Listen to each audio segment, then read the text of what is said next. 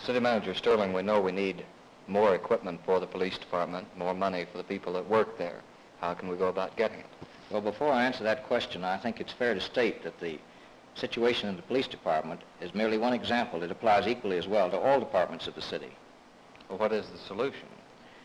Well, in my opinion, the program that you've been carrying on has been a very desirable thing. It's shown the people that their demands for services cost money, and that if they understand the proposition and if people are willing, public demand is what's created the services required by a city, and public demand will have to back up the need for more money, and the public will have to realize that to get the services they demand, it can only come from about two sources. One is increase pay for the services they demand, or additional taxes. That's the only source of revenue for a city. Do you feel like we offer any services that we don't particularly need? No, I do not, and I think that in all branches of our city, we are serving to the best of our ability with the limited funds available, all based on things that people themselves demand. After all, this city belongs to the people, and they ask for these services, and we try to deliver. It seems, Mr. Stirling, that small cities have no problem in financing their fire, police, streets, and such. Why is it that Oklahoma City has so much trouble? Well, you're going on an assumption that I don't agree with. I think all cities, in one way or another, do have financial problems. They don't seem as great because a $4,000 or a $5,000 windfall in a small city is a great deal of money. Whereas in our problem, where we have a budget of over $10 million, we probably could easily spend another $5 million just to meet the demands of the city. You see, it's a much greater problem. And out of taxes, which is a basic source of revenue, our income in this city is very small. Last year we had a budget of $10,700,000, and yet actually out of taxes, only $700,000 came from ad valorem tax. All the rest came from sale of water, sewer service, garbage, and $1,000,001 nuisance fees and licenses to make up the whole $10 million that still was needed to balance our budget. Do you ever think you'll see the day when the people walk in and say, look, let's raise taxes, let's raise the price of services so I can get more? I don't think they'll come just that way, but I do think this, that with the information like you're giving out and other information that is available, I think that people will someday realize, yes, we want a great modern city and we want to pay for it. Tell us how to do it.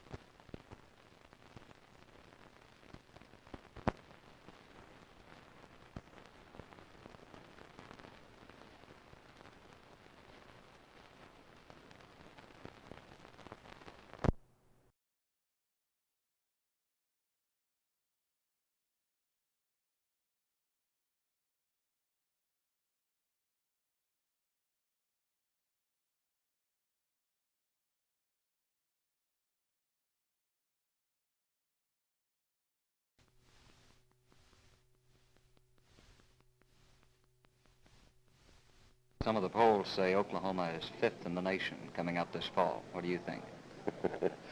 Well, I don't have any confidence in polls, but I have a lot of confidence in Oklahoma, so I'll go along with any place they want to put them as long as it's high.